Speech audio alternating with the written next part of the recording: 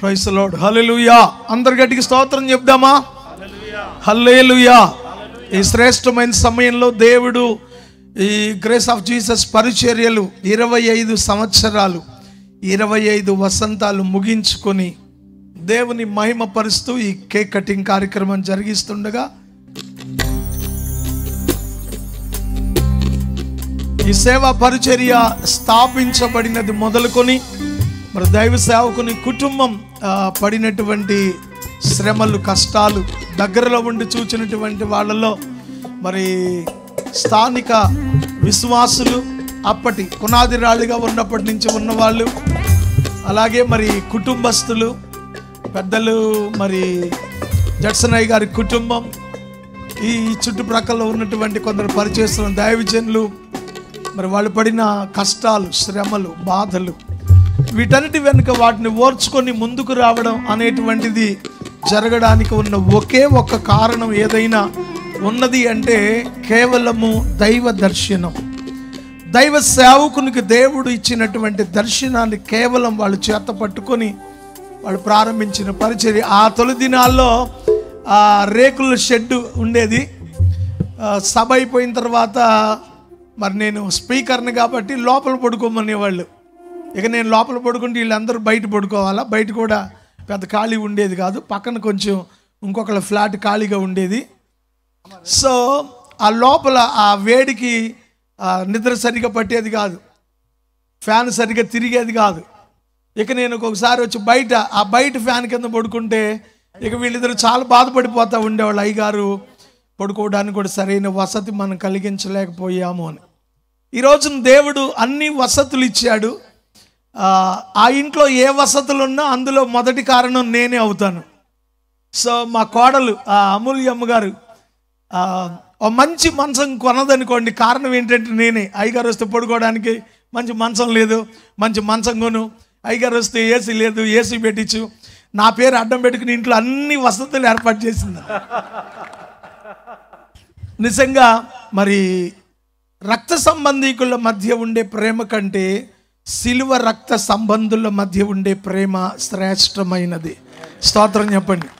ఓ రోజు నా తల్లి ప్రభువు నమ్ముకున్న సందర్భాన్ని బట్టి మా మేనమామ, మా బంధువులందరూ వచ్చి, నువ్వు యేసు ప్రభువు నమ్ముకున్నావు, నువ్వు ఆ మతంలో దిగేసావు కాబట్టి నీకు మాకు ఎటువంటి సంబంధం లేదు, మేము కావాలనుకుంటే నువ్వు యేసు ప్రభువును విడిచిపెట్టి మాతో కలవాలి అంటే మా అమ్మ చెప్పిందట, యేసు ప్రభువుని అయితే మేము విడిచిపెట్టాం, చనిపోయినా చనిపోతాం అన్నదటండి. అయితే ఈ రోజు నుంచి నీకు బంధువులు ఎవరు ఉండరు, నువ్వు చస్తే మేము రాము అన్నాడట మా మేనమామ. ఇప్పుడు కూడా బతికే ఉన్నాడు, కొయ్యలగూడెంలో పూజారిగా పనిచేస్తున్నాడు ఆయన. అప్పుడు మా అమ్మ చెప్పిందట కదా, ఓకే మీరందరూ మమ్మల్ని విడిచిపెట్టినా యేసు ప్రభువు నమ్ముకున్న వాళ్ళే మాకు బంధువులు అన్నారండి. నిజంగా దేవుని ప్రేమ ఎంత గొప్పదో. సందర్భం వచ్చింది కనుక ఒక మాట గుర్తు చేస్తాను.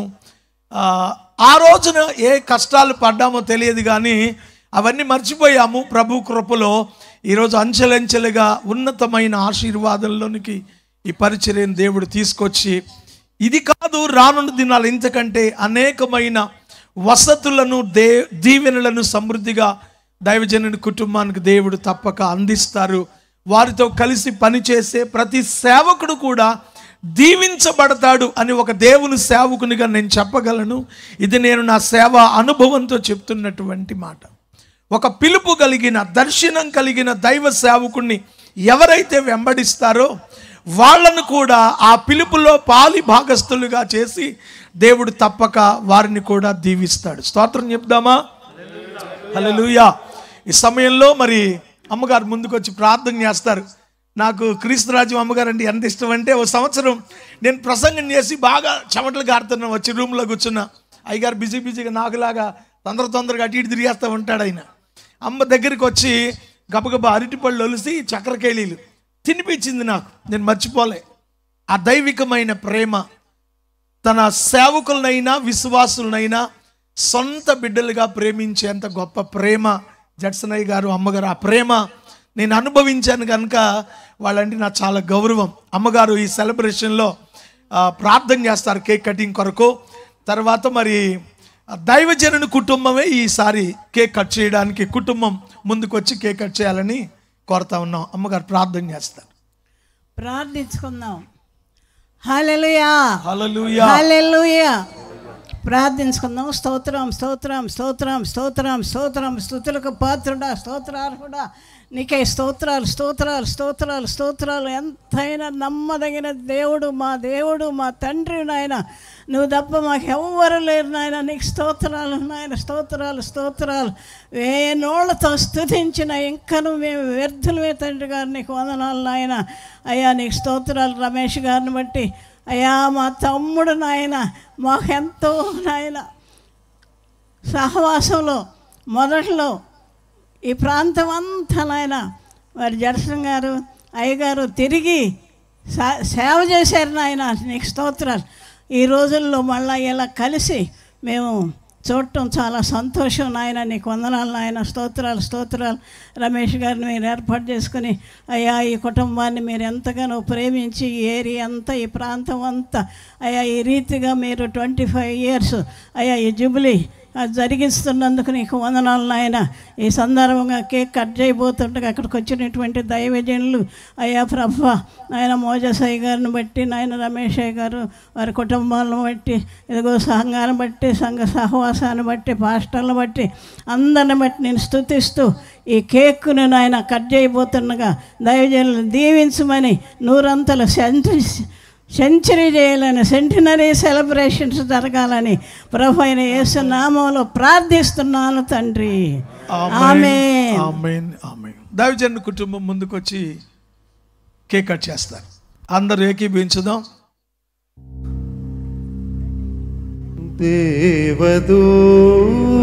దేవదూతలకును లేని దైవజనుని సేవా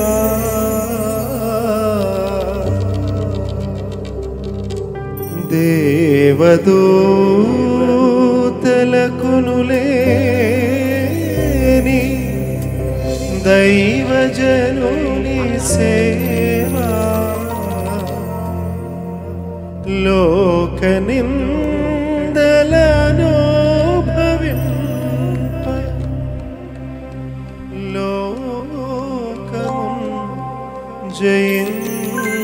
చప్పట్లు కొడదాం అందరూ. మధుర మధుర మధుర సేవ యేసు ప్రభు సేవా మధుర మధురం మధుర మధుర మధుర సేవ యేసు ప్రభు సేవా మధుర మధురం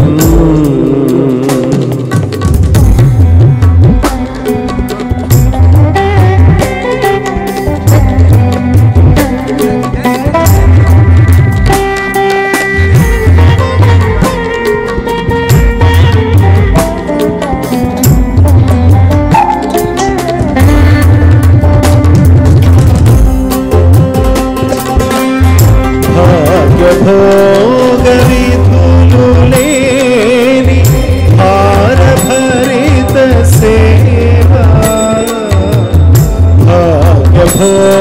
భోగవిధులు లేని భారభరిత సేవా రావాలి. ప్రసాదం శామ్యుల్ గారు, బర్నబాస్ గారు